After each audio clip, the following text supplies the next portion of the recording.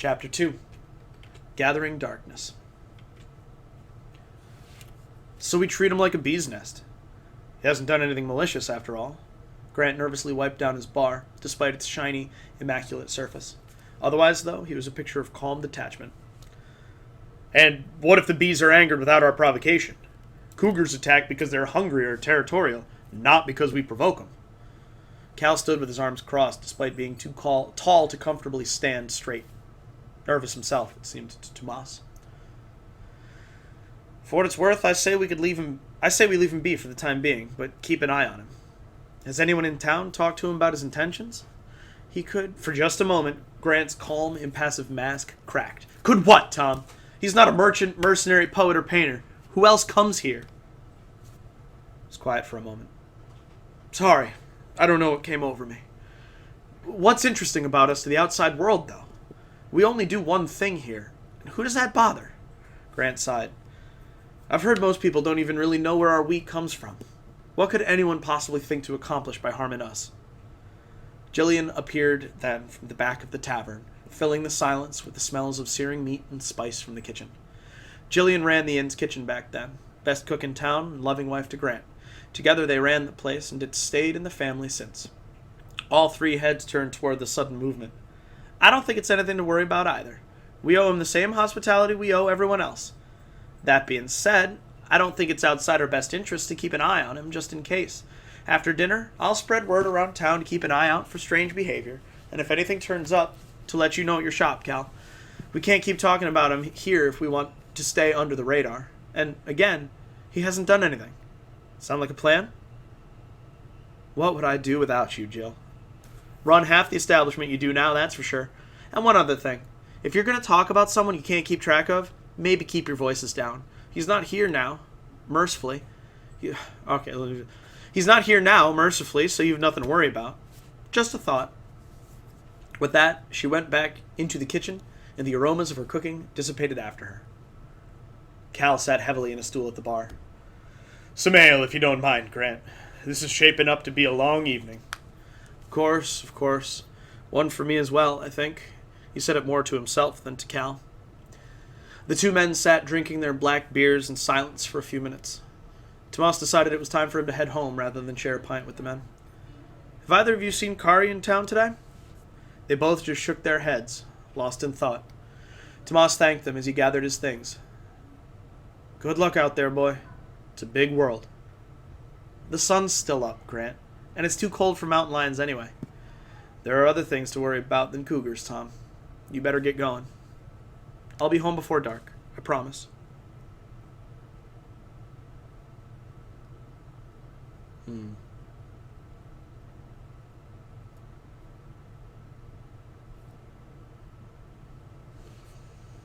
Tomas's walk home was uneventful. The mountains to the south cast long shadows as the sun set over the lake behind him. His pack was light, all things considered, and despite the nocturnal chill and the shadows of the peaks, he soon escaped their grasp to walk with the warm sun on his back. His parents were delighted at the coat rack and hung it just inside the front door almost immediately. As he had gone into town, there were no chores to be done on the farm that evening. He watched the sun set on the porch of his home, chewing thoughtfully on a... couldn't avoid that one. He watched the sun set on the porch of his home, chewing thoughtfully on a sprig of black wheat. His journal was in his lap. He wrote down all the things he'd heard and seen of the stranger in town. I wanted a drink of water.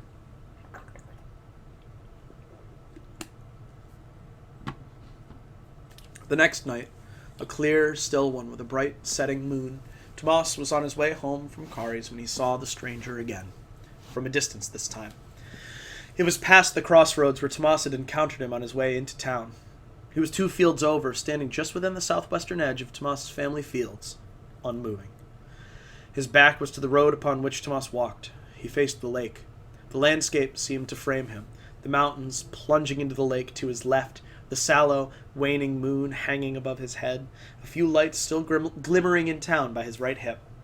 He stood with his shoulders slack, palms up and hands forward with his head thrust back, apparently staring wide-eyed into the dark sky.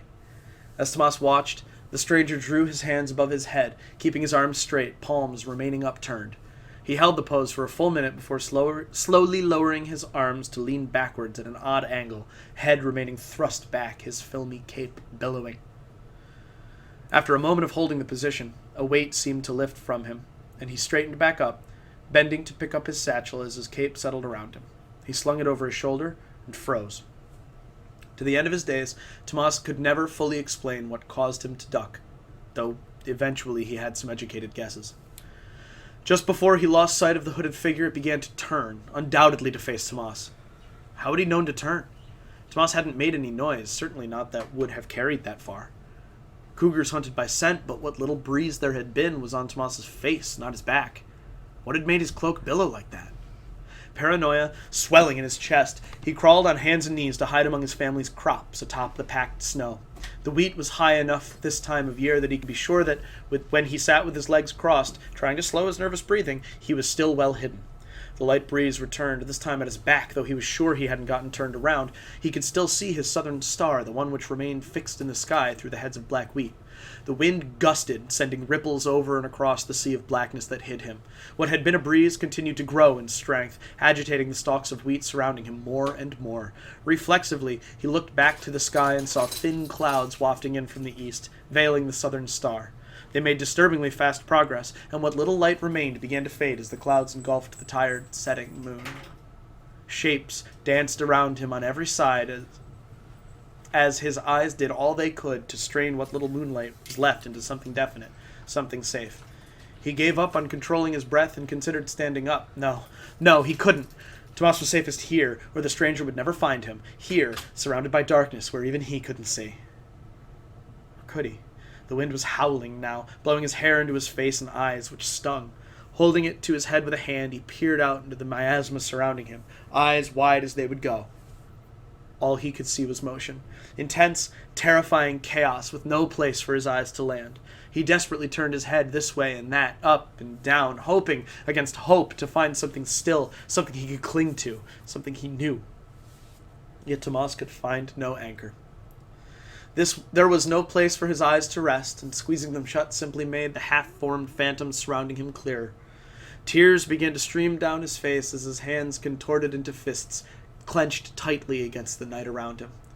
The wind continued to blow. Tomas brought his knees to his chest and half-rolled into a laying position on his side, freezing snow sapping heat from his body. He sobbed freely now, his mind full of memories as vicious and painful as the maelstrom that filled his vision.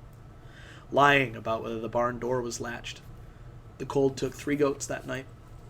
Sneaking out to see Kari and catching her flu, despite his mother's warnings. He'd passed it on to his whole family. Attempting to carry too many of Grant's bottles and dropping them all, shards of glass and liquor had gone everywhere. He pulled his coat tighter around himself as the sobs continued to come, refreshed with each failure he recalled. The wind continued to howl. The stars were gone. There was only Tomas, alone and terrified as the black wheat raged all around him.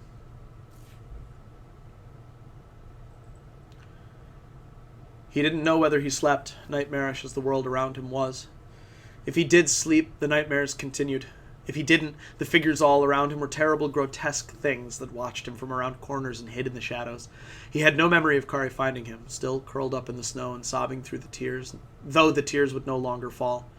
All Tomas knew was that in the morning, the sun was shining placidly through his bedroom window and there was nobody to be seen. Everything seemed perfectly normal.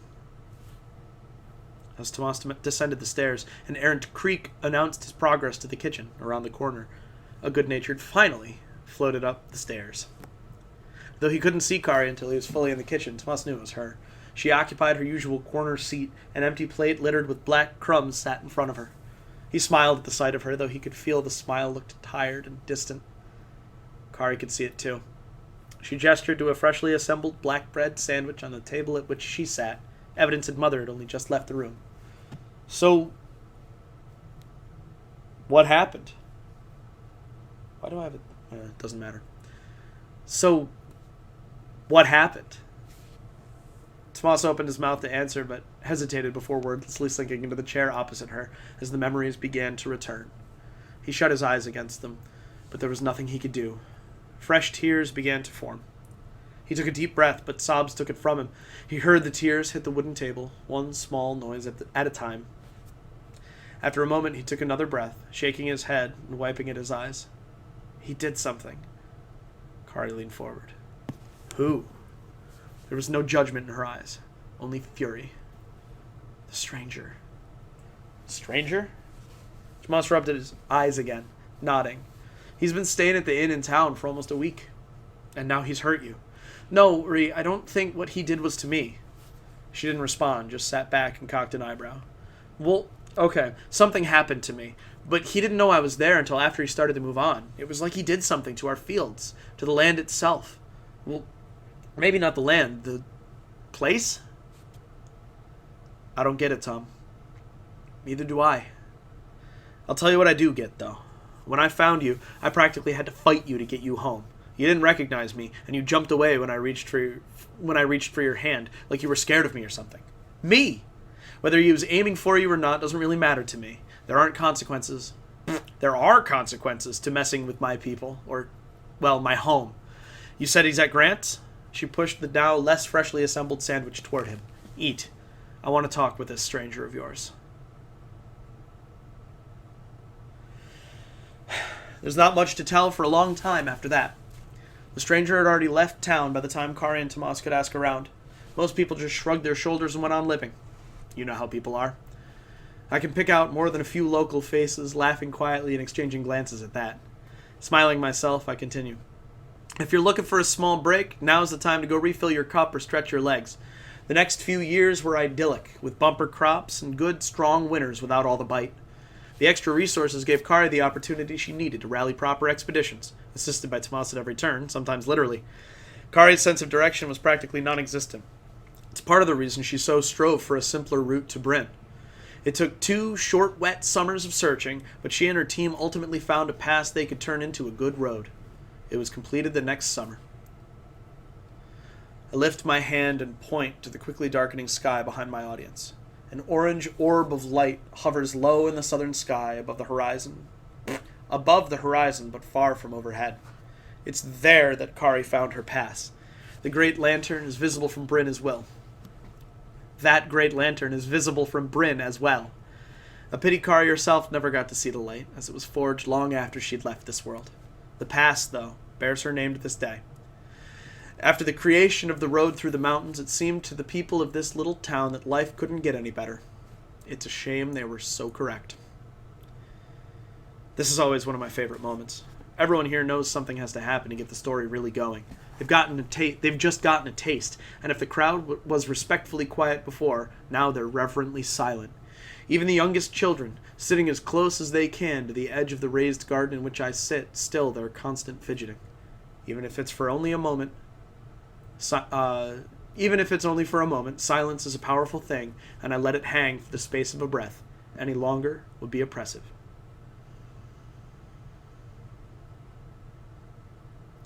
Winter came late the next year, later than we'd ever seen it come.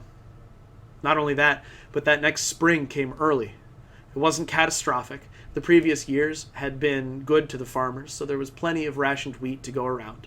Next year will be fine, the farmers would say to each other. There's always bad years, but they pass, and there's always a planting season after it. But the next year wasn't better. Not to say it was worse, but as seasons go, it was as bad for our harvests as rain. Tomas writes about townspeople sending caravans away that year. They couldn't trade their only food, and there's only so much charity that could come over the mountains. There was no surviving another lackluster winter, that much was certain. So what could they do? I let the question hang in the cool night air. A light breeze ruffles the heads of wheat gazing over my shoulder at the congregation assembled to hear their story. The audience seems to notice as well, so when the time is right, I continue.